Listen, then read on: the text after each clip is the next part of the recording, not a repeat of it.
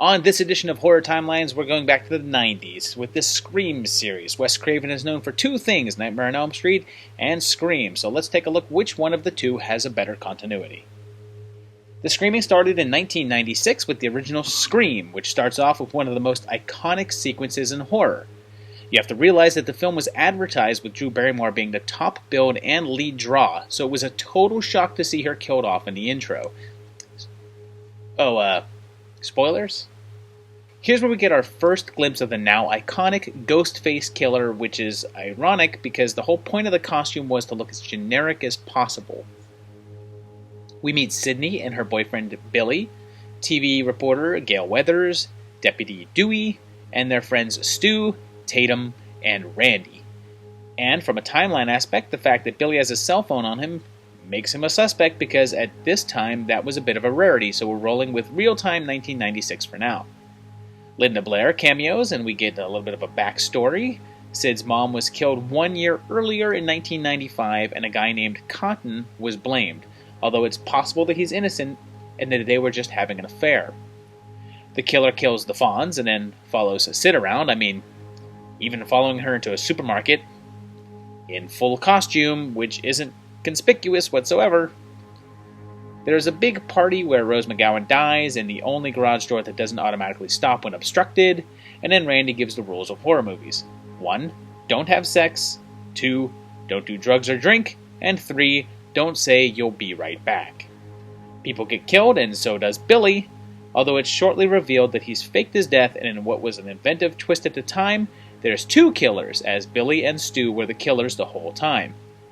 They reveal that they were Sid's mother's real killers, and in a final showdown, Stu gets TV partied, and Billy takes a bullet in the head. And Sid, Randy, Dewey, and Gale all survive. So 1 year later, in 1997, we get Scream 2, and the opening movie marquee tells us that it's April 1997, and people are going to see Stab, a movie based on the events of the first film. So if we're in early 1997 and a film is already being made about the events, and it's apparently based on a book that Gale wrote, it has to be set at least 2 years after the first, which means that one has to be set in probably 1995. And can I complain about this whole segment? How does he know where this guy's head is? And then how does he push a knife through a metal bathroom stall and a human skull in one push? And then there was no way to know that this guy would be in this exact stall, so this has to be a random killing, right?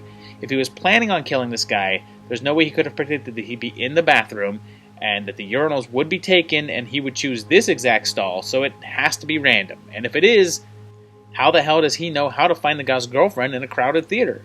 How does he even know who she is? It's like he just happened to pick out this exact couple purely by chance. Anyway, we pick up with Sid in college, and hey, she has caller ID now. And Cotton is out of jail now that Billy was revealed as the true killer. We then see Buffy, Agent 47, Randy's here, and so is Vern. Gale's back, and look, Roseanne's sister. Lindsay Bluth, that Noxema girl who was everywhere for a while and then vanished forever. And finally, Dewey is back with a bum leg. Gale then asks Sydney to comment on the last 2 years, which tells us that the first one was definitely 1995. Buffy gets slayed, and we find out that the 3 victims share names with the original killings, so the killer sought out a couple that happened to have names to tie them to the original, and then followed them to the theater, but then I guess just knew that the guy was going to go to the bathroom and going into a stall, so good planning killer, I guess. So we see a bit of Stab with Tori Spelling and Baby Luke Wilson, and then David Warner's in this because Jesus, everyone is. And then they kill off Randy. You know, Randy, the character who knows the rules of horror movies and is in a wide open area with dozens of people around and full knowledge that the killer is nearby and still manages to stand next to a darkened van. A van that the killer just happens to be in. I'll say one thing for the killer in Scream 2. They are a master of knowing exactly when their victim will be in the right spot for a killing. And then I'm not even going to mention the bit where Sid and Hallie are in the car with the killer and he's knocked out cold. And it's a construction site, and not once do they even think about cracking him in the head or something. He's totally at their mercy, but Hallie just ends up dead. And then when the killer gets revealed, and it's Mickey, the crazy film student, and he kills Derek, But he's not alone, as Roseanne's sister is actually Billy's mother, and she wants revenge for her son's death. She double-crosses Mickey and kills him, and Sid is actually saved by Cotton, who shoots Mrs. Loomis. Sid and Cotton survive, as does a wounded Gale and Dewey. 3 years later, in 2000, we get Scream 3, still directed by Wes Craven, but no longer written by Kevin Williamson. Things kick off with Cotton, now the host of a TV show, getting killed by a new killer. Meanwhile, Sid now lives in isolation, working a helpline, and Gale is back, and McDreamy is here, and dear Lord, am I ashamed to have made that reference. We learned that they're making Stab 3, so we're a few years after the last one, since they would have had to make and release Part 2 already. And then we meet the film's cast and crew, which consists of Sean from Scrubs, Lance Henriksen, Roger Corman, and hey! The reason that measles is a thing again. Thanks, Jenny! Emily Mortimer is here, and Parker Posey is the film's Gale, and man, even the Tick is here. Dewey's back, and then Jay, and Silent Bob for some reason. For no reason.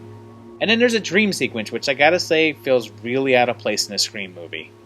These production boards tells us that we're either in June or August, and then Jenny gets killed like vaccines killing diseases. Warburton goes down, and there's also a very un-Scream-like explosion scene, and then Dawn Wiener shows up as Randy's sister, who just so happens to have a videotape from Randy describing what to do if another kills up to make things a trilogy. He says that the killer will be superhuman, and that anyone can die, and that the past will come back to haunt them. Speaking of haunting, oh man, it's Carrie Fisher, because Jesus, everyone's in this one too. So Sid finds the sets that recreate the locations for the first, and then everyone meets at Lance's house, and Roman the director ends up dead, although he's killed off camera, which is also very un-Scream-like. More deaths, and then the final showdown, and the killer is revealed to be Maureen Prescott's son, the product of a fling with Lance Henriksen in the 1970s. He says he's tracked her down 4 years ago and reveals himself to be Roman, Sidney's unknown brother. He says he told Billy about his father and Sid's mother, causing Billy to kill her, and if that was 4 years ago, that would make the year Sid's mom got killed in 1994, making this 1998, a year and a few months after the last film, meaning Stab 2 was probably in production during the events of the last film and probably came out earlier in the year that this film is set, leading the way for Stab 3, which would probably have been released in 1999. Roman kills Lance and wait. So his master plan, which he formulated 4 years ago and kept working through until this one, involved becoming a director of a film based on the events that he himself set into motion? Jesus, how easy is it to land a directing gig in this universe? I mean, here's me, who wants to direct because I love movies, and I got nothing. And this guy wants to become a director in order to kill people that the movies are based on, and he gets the gig. And come on, when your master plan to get revenge on your sister involves becoming the director of a fairly large-budget Hollywood movie, and you actually manage to achieve that part? Well, I don't know, maybe you just gotta abandon the killing part and enjoy your new Hollywood fame and fortune. Well, instead he gets a knife to his chest for his troubles. All of the regulars survive, plus one, and then good old Dewey and Gale finally get together. Scream took a break for 11 years and didn't return until 2011's Scream 4, which starts off with 2 teens getting killed, but it turns out to be the opening to Stab 6, being watched by Veronica Mars and Rogue, and I'm really rolling with just calling people by their famous roles in this episode, aren't I? Kristen kills Anna, which turns out to be the opening to Stab 7, self-referencing itself, and that movie is being watched by 2 more girls, and they say the Stab 5 has time travel in it, so I'm kind of mad we don't get to see that one. The girls get killed, and then we see Sid return to Woodsboro along with Allison Brie, and then Dewey and Gale show up, still married, and Hayden Panettiere is here too, as is Eric Roberts' daughter, Marley Shelton. See, I'm calling them by their real names, not roles they played.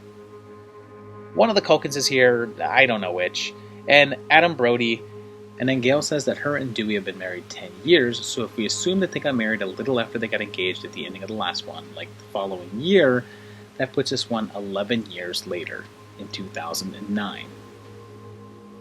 And pretty soon, killings start, and you know what bugs me right now? Every one of these movies has had multiple scenes where the killer is stalking someone while talking to them on the phone and is revealed to be actually very close by. But no one ever hears the actual killer talking. Like, if someone is in the same room talking on their phone, you'd hear them, right? Anyway, this one is supposed to follow the rules of a remake, I guess, but it's a pretty vague setup. And hey, Robert Rodriguez directed the first Stab, actually, because he actually did shoot the scenes from that film in Scream 2. Fun fact. Well, lots more killing later, and the Culkin is the killer, and we know that he has an accomplice, and that's revealed to be Jill, Sidney's cousin. She's jealous of Sid, or, I don't know, reasons to kill people, etc. And she kills Charlie and stabs Sid. She's alive, though, and when Jill tries to finish the job, she gets killed by a defibrillator and a bullet. Dewey, Gale, and Sid all survive, and we close the book on the film Scream saga. I'm not really going to mention Scary Movie, though I will say, though, that it is actually a very solid parody of the first Scream movie. I don't know, I enjoyed it, I laughed. It's funny, it feels like Scream. And it actually has a very satisfying ending. Possibly as satisfying an ending of the actual Scream movie. And then in 2015, MTV debuted a Scream TV series, although there was very little to connect it to the films. It featured a totally different cast, different town, different killer with different voice and a different mask, and pretty much the only similarity is that the killer called people on the phone. It lasted 2 seasons before being completely rebooted for the upcoming 3rd season, which will feature a new cast, new setting, and a return to the Ghostface mask and the voice of Roger Jackson. But there's no word on if it will feature any connections to the original films besides this. So there you have it, 4 movies and a TV show that, for the most part, I mean, obviously the TV show is not connected, but the movies had a really solid continuity. I think having Wes Craven involved with all of them, and Kevin Williamson for most of them, really helped kind of keep them together as a solid bit, even if they did end up rewriting their own continuity as they were going to have bigger revelation after bigger revelation. But all in all, First Scream is a masterpiece of horror. I enjoyed the next 3 much less than I thought I would. I remember enjoying these movies a while ago, but they don't hold up that well. But still kind of fun to watch. And that's it for this week. I hope you enjoyed the video. Please let me know what you thought down below. Like it, share it, comment, all of those good things. And then also please check out my Patreon page. As always, I'd like to thank the people off to the side here for supporting me, for being one of my patrons. So thank you guys very much. I appreciate everything that you do. And in the meantime, I will see you in another couple of weeks for another great video. Thanks, guys.